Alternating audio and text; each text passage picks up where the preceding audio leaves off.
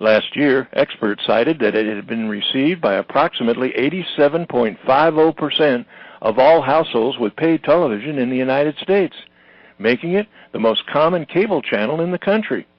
In addition to its programming on cable, it also provides forecasts for terrestrial and satellite radio stations, newspapers, and websites, as well as maintains an extensive online presence by its branded website and through a set of mobile smartphone and tablet computer applications. Greetings, everyone. It's Tuesday, May 6, 2014, and this is Tech Talk with Technology Association of Georgia President Tino Mantella. I'm your guest host, Frank Baia. And the winner of the 2014 Southeastern Software Association Impact Award is The Weather Company. That's right, The Weather Company, parent to the well-known brand The Weather Channel. Up to the Tech Talk, we speak to Philip Grossman, the Senior Director of Content Acquisition and Management for The Weather Company, where he is responsible for the technologies and people who acquire, develop, and manage the media for the company's television, web, and mobile properties. Philip was the chief architect for the Weather Company's SSA award-winning new content acquisition and management platform. Prior to joining the channel, Philip served as Global Solutions Architect Manager for Intercontinental Hotel Groups, the world's largest hotel company with more than 4,300 hotels worldwide. He has worked as a technology consultant for nearly 15 years with several global consultancies, including Ernst & Young, Capgemini, and Interpulse Consulting. His roles have spanned from senior consultant in media, telecom, and entertainment divisions to director of information architecture. It's a rare insider's unique look into an American basic cable and satellite television channel that experts are now recognizing as the ultimate overlap of innovation where weather and technology intersect, a pioneer of early cable that has quickly become one of the most dynamic technology, software, and data companies in the industry. We Tech Talk today, tomorrow, and beyond with the Weather Company Weather Channel's Senior Director of Content Acquisition and Management and the Chief Architect of the company's 2014 SSA Impact Award-winning content platform, Philip Grossman. This edition of Tech Talk is brought to you by GlobalSpeak.com, new media consultants, corporate video and audio communications, video and audio production and distribution, live and virtual event production. Tag TV and Tag Radio is a service of GlobalSpeak.com, creatively delivering powerful marketing, video, and audio solutions. Philip, welcome to Tech Talk. Well, thanks. Glad to be here. Well, congratulations, 2014 Southeastern Software Association Impact Award winner. Congratulations. Great work. Well, thank you. Appreciate it. I don't think a lot of people, certainly in the inner circle and the members of TAG and certainly the Southeastern Software Association themselves know how competitive and how difficult it isn't just a simple recognition. It really does make a huge difference in terms of innovation and results, really. And let's go into it a little bit. Tell us about the internal system platform that did win, and maybe go into what does CAMP, C-A-M-P, help teams do. Certainly. So CAMP stands for Content Acquisition and Management Platform. So about 18 months ago or so, when I joined the Weather Channel, we had an issue here where the ability to manage our assets, in this case primarily video and still images, was kind of a mess. Not being able to find things, be able to get things to air quickly, and so we had to come up with a better solution. And we sort of took a lesson learned from another industry, the hotel industry, that everything was built around the property management system in the hotel industry. You know, your key card systems, your point-of-sale systems, everything, because your property management is where all your reservations were. Well, the problem was if your reservation or if your property management system vendor went out of business or you wanted to upgrade to a different vendor, you now had 6, 7, 8, 12 different systems connected to that, and it made it very, very difficult to change. So we were doing the same thing within the media space with what's known as media asset management systems, or MAMs. Mm-hmm.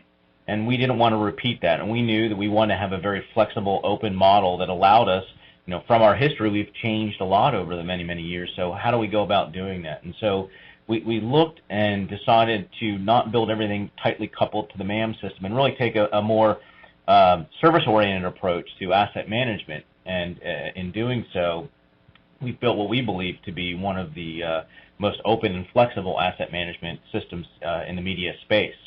So you ask, what does it enable us to do? At the Weather Channel, we don't have hundreds and hundreds of our own field crews and vans all around the U.S. and the world. We have a core set of meteorologists and on-camera personalities, but then we also utilize a lot of other organizations throughout the U.S. So we're getting media from hundreds of different sources. And so managing all that inbound material and making it very easy to get that material in, processed, identified, cut into what we call package or a voiceover or sound on tape very, very quickly and out to air within 2 to 3 minutes was very, very important to us. In the old system we had, we were unable to do that. It was very, very difficult.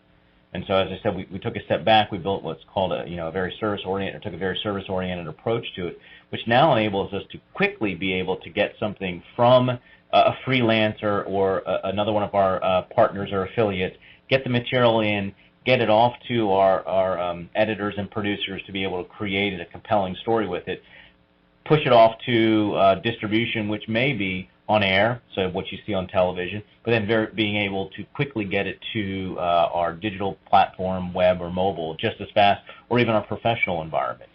As you're talking and describing it, I was thinking it's almost like the issue that happened with big data, and we went through unstructured data and then finally got it structured and get it organized to the point where now you have a predictive capability. Is there unintended consequences to something like that? I mean, from the organizational aspect of unstructured to structured, I think clearly, it's one of those Eastern philosophy things that sounds simple, but it's impossible to implement. But you've done that. Yeah. But now it's a case where all of that ocean of water is coming through a pipe and it's coming out the other end. How do you manage the other side of it to determine big news, little news, what's important, what's hot now? I mean, how do you orchestrate the actual online, in broadcast content? Well, our unintended consequence was it was so successful now every department within the organization wants to be a part of it. And so it's really now about managing even more and more content. Because in the past, we had very, very separate systems, from how ads are produced for television, how ads are produced for web, how digital and mobile, live streaming, all those components. And it's a very much an integrated model now. And so our big issue has really been, how do we now support all the various groups within the Weather Channel who want to be able to use the platform, and then find creative ways in which most people don't know that we actually have a radio arm that does audio forecast for many radio stations and for Sirius XM. Well, we can actually now leverage that audio on the digital and web side if we want as well, because it's now all centrally located within one system. It is very much like big data, and I joke that it's big data, but it's the biggest of big data. Now, that doesn't mean lots and lots of little data points. It just means our data files are huge. So there's the world of media and IT, or broadcast and IT, are slowly overlapping. I don't use the word merge because there's not really a merger. There will be things that only broadcast deals with and then only IT deals with, but there's a lot of overlapping in which broadcast can start to utilize a lot of IT-centric items. Well, one of the things that we get an opportunity to do here, Phil, is that we deal with so many verticals, and you talk to so many C-level executives, whether it's CEO or it's CTO, CIO, and we often say it's the same thing, only different. I mean, I get the overlap, and I think a lot of our listeners do, and that is, the tipping point was analog to digital. Now it's a case where all of the buzzwords of apps and mobile and the whole concept of high-speed connectivity, I guess really where I'm going is that I think it's sort of like the Wizard of Oz. You've taken us behind the curtain and describing the mechanics of what probably a lot of enterprises are either going to be doing or already trying to do, and yet you're doing that in a broadcast setting. Correct. And when we say our data is big, our average file sizes are in the gig range and not in the megabyte range. And I've got to be able to move that across the network, at as fast as possible in order to get it on the air, get it over to individuals to be able to edit and then get the final product back in. And on top of that, we have data about the data, the wonderful metadata element. And we have, the types of storms, and is it an anniversary, and the type of asset it is, and how long the asset is, and, do we have the rights for it on TV? Do we have the rights for it on the web? And so we have I want to say in the neighborhood of about 100, up to 150 to 160 various metadata fields that can apply to any one object, and we just call it a media object because it could be still, it could be motion, it could be just audio, and they all have their own specific impact within our workflow. So as things come in, do we have the rights for it even to be on television? We may only have the rights for it to be on television for a day, but on mobile it can be for 2 days. Or maybe we can't use it on mobile at all, but we can use it on the web. Or in some cases it gets even more bizarre, where if it's on Facebook, it has to be in a pop-up window for video as opposed to an embedded video, because we need to have the flexibility because of all the various partners. And so it's a lot of it's the metadata big data problem set that we've had to solve. Well, do it in real time. The exciting thing and the scary thing is that it's only just the beginning. I think one of the things that anyone's listening to our conversation, they'd go, Weather Channel? This is the Weather Channel? I mean, unfortunately, I don't mean to be negative, and I don't think it's a negative comment because it's not where your core competency was, but I think most people don't think of the Weather Channel as necessarily being a technology or software or big data company. And now all of a sudden, it's pretty clear that weather and tech are intersecting. Oh yeah, and I always joke that if you think about it, every supercomputer that was ever invented was usually invented for one of two things. One was to aim missiles, or to predict the weather or the environment.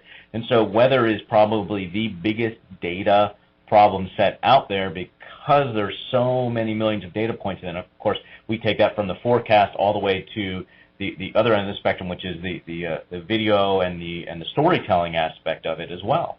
Well, and that's the other side of it is back in the day, and it's only 20 minutes ago when you start talking about history anymore, but we'd say something had to be sticky or viral, and I think it's a case where when you're breaking news, it's really hard to keep that stickiness, I guess, unless there's an urgent situation or even an urgent situation that I really care about.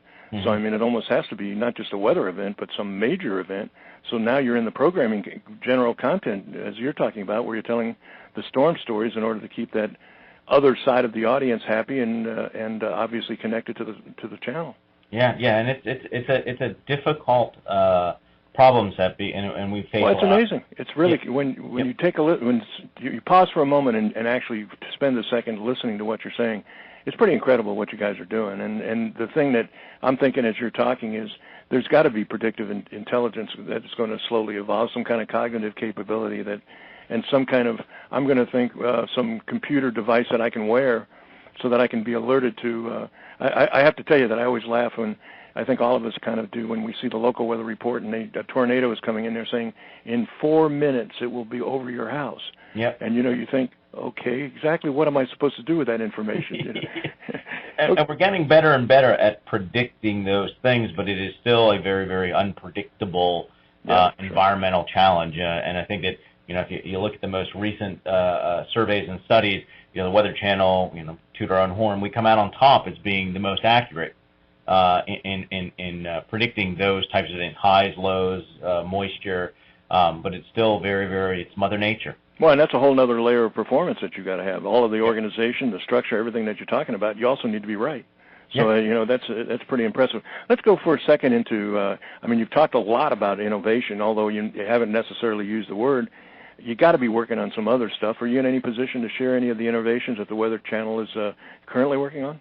Well, we do have something that we've recently released, or we're working on around our weather effects arm, in which we are marrying our weather predictive capabilities with sentiment data, which enables us to sort of start to predict people's behaviors based on the weather, and then working with large customers, interesting things like you would think if it's sunny out, you'd sell more beer. But in certain parts of the country, it's actually between a certain temperature and no sun that you wind up selling more beer. You have got to be kidding. That is absolutely wild. That's crazy. I love it. I hear you. And so it's and just think about it. I think the last statistic I read, it was something around the 32 to 33% of the world's gross domestic product is impacted by the weather.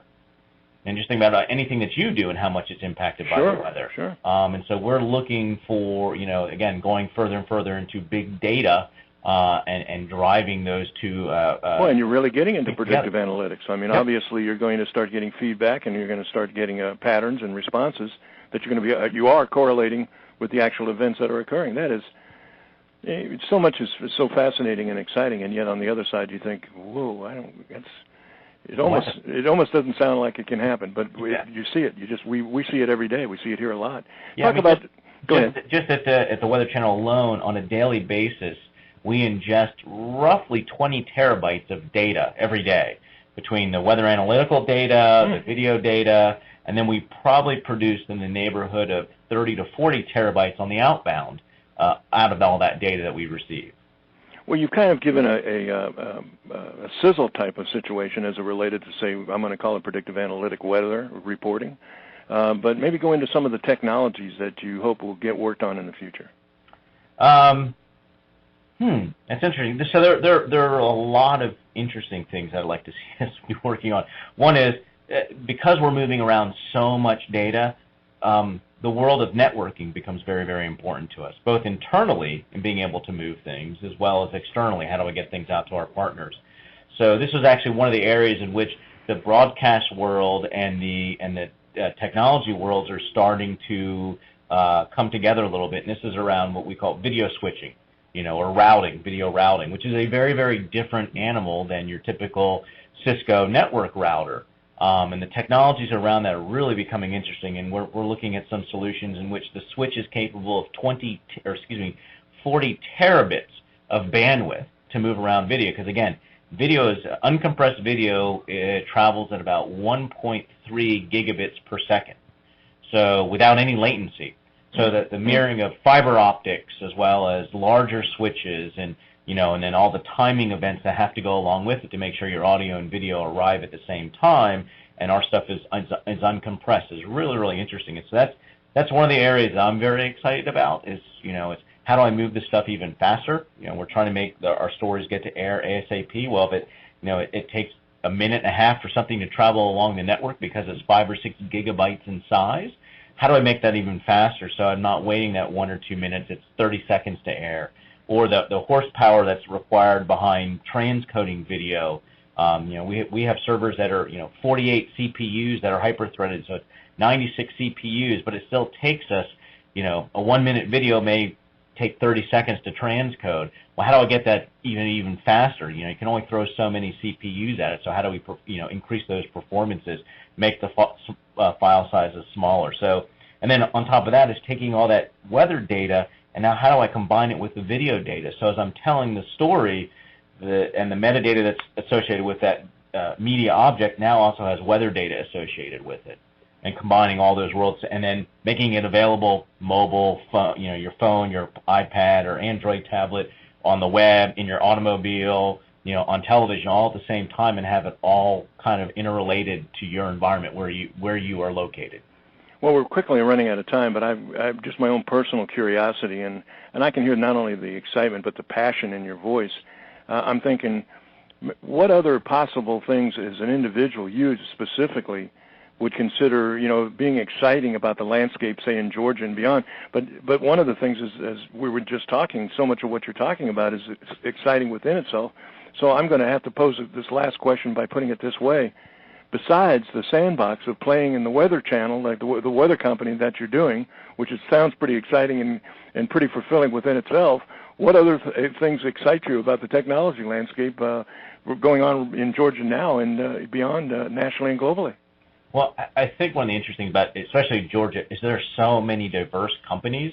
So even in just my specific area within the broadcast-based technology, you have the CNNs and the Turners and that, and then the movie studios moving in. So you have all those technologies around those areas, so that we're really sort of being the leader in that space.